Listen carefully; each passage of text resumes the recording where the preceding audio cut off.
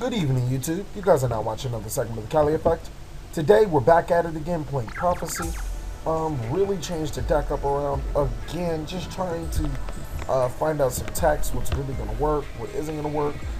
Going through a lot of awkward things right now. I dropped the Magellines, dropped the Star Hall, went back to High Priestess for right now, just to see how it works. Just a lot of changes going on with this deck, and I promise you, every week is going to be pretty much different if you keep on watching this Prophecy Saga. Today we're having a special co-host called Injection Fairy Lily. Really good card. It seems to be one of our only outs to Boujins besides the Fate. You summon Injection Fairy Lily, you double power it, and there's nothing that they can do. Speaking of double power, if you double power Injection Fairy Lily, that's 5,400 on the board at the cost of 2,000 life points. Really, really good. I like that right there. There's nothing else that can be said about Injection Fairy Lily double powered. But she definitely doesn't deserve a sure spot in yet until she proves herself to be an adequate piece to this deck. I'm just here, testing her out and stuff. She isn't bad, but she isn't great. And I want greatness in that last slot for monsters. I also went back to running Jowgen the Spiritualist. Jowgen he's great. When he stops an opponent from special summoning, and you can discard a card to destroy all your opponent's special summon monsters, it's just great. There's nothing else to be said past that. Jowgen really does what it does, and that's prevent your opponent from special summoning, prevent your opponent from swarming over you, which is just dope. I really can't say anything else about it. We are going to activate Tower's effect. Tower is going to retrieve my masters. And the reason why I keep secrets in graveyard is because there's just so much more manipulation with secrets in graveyard than masters in graveyard. Whether it be another master play, it could be just a plethora of things I can do while having secrets engraved in masters. I need to stop saying Little boy's effect. Little boy will retrieve me. I want to go for power, but I don't know what he's playing. And the rule of the thumb is that if you don't know what he's playing, how up you win. We'll go for another secret. So we'll save that. Oh wow, I have a 4-card extra deck. I really am testing. Oh, and I duality. I'll just set another back row because it's been a lot of Light Swarm players, and I don't want to take that risk. I'm not about that life. Now keep in mind, now my Fate is not useful at all. Oh, alright, now I know what it is. I know what he's playing, guys. He's playing some fusion deck. He's probably playing Bloody the Beast. Please play Bloody the Beast. That solves a lot of problems if you are playing what? God, I gotta take these kids to school. Get it? Because it's a books and it's school. Now you can't attack my little boy. Protect the little boys. Since I'm pretty sure this isn't gonna be a great duel, we're gonna play a game called Protect the Little Boy. If my little boys get destroyed, then I guess I lose this game. Tower effect. Tower will recycle my secrets. And in this deck, you can't always rely on special summoning, or getting off your Fate, because Fate is at 1. You can't directly rely on that. You have other traps in this game, or in this deck. Secrets for masters again. Start the whole little combo over. I feel fat. But I'm winning now, so that explains it. Masters copy secrets. I could hit for game, and I think I'm going to because of Injection Fairy Lily. Oh no, I can't. I already used my masters, so no, I cannot. My opponents will get the other little boy. Oh, and then he quits. Because injection was your perfection. Alright, we're at 5 minutes, so let's get another game. And overall, you guys can see the consistency. I was going to drop that Injection Fairy Lily. I was going to save the little boy and drop the Injection Fairy Lily and just like, fuck it, whatever. Shining Elf, get in there. If Shining Elf can, then Injection Fairy Lily, attack for 3,400. I don't mind paying 2,000 life points to inflict 3,400 to my opponent. It's still a card that I'm testing. I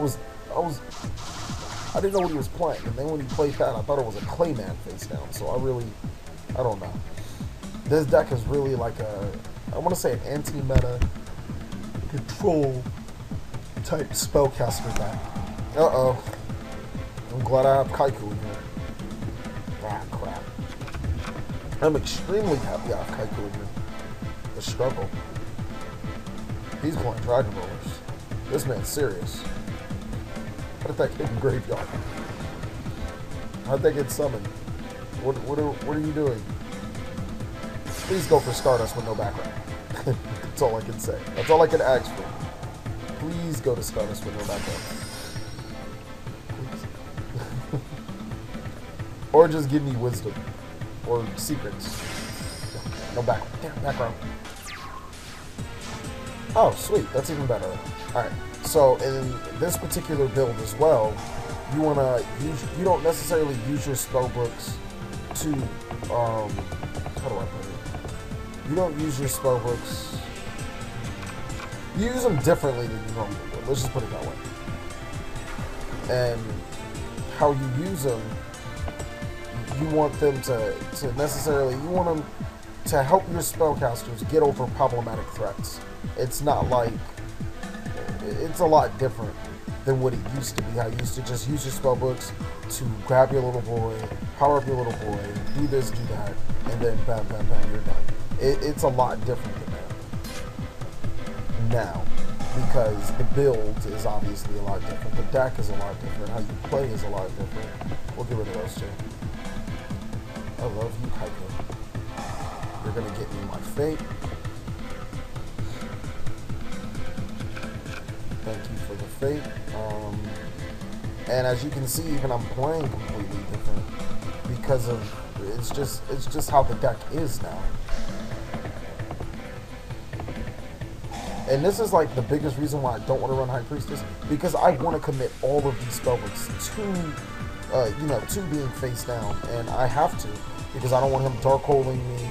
I want my fate to go off, and I need tower on the field, so it's like I have to. He has 3 cards. I think this game is practically in the bag. He can't use his Dragon Roller's effect to special summon from graveyard, because Kaiku prevents that.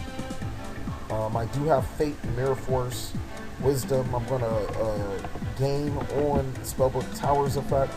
I'm going to put power back to the deck to draw an extra. And like I said, you do need, you want to have secrets in graveyard.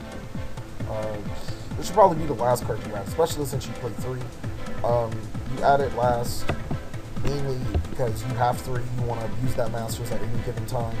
There will be times where you don't have secrets and you really need secrets, and you have the Masters and you're like, perfect.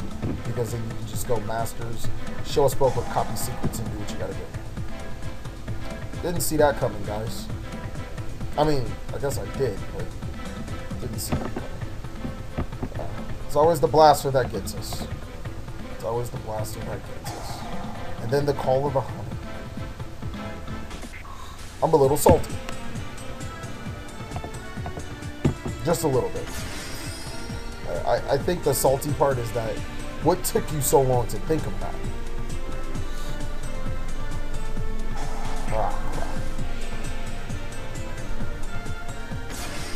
What took you so long? Oh, sweet, thank you. Because I was like, don't go Trickle Sack. I ain't taking all that damage. I guess they don't think that Prophecy plays traps anymore. I don't know what they're thinking, but Prophecy very much does play traps now. I mean, I don't want to say it's mandatory, but yeah, you kind of have to put that back in there. Get this Book of Moon. All right. This is the thing that I hate: not having an adequate amount of monsters. I don't think he can use his Dragon Rollers. Kaiku would be nice, but he can use one, I guess. Go ahead. Make me want to go back to triple duality. Just the triple duality, no High Priestess build, you know, no High Priestess and stuff. Little boy. Okay, I drew the 2 cards I needed. Summon little boy. Little boy's gonna get monsters. Alright, now.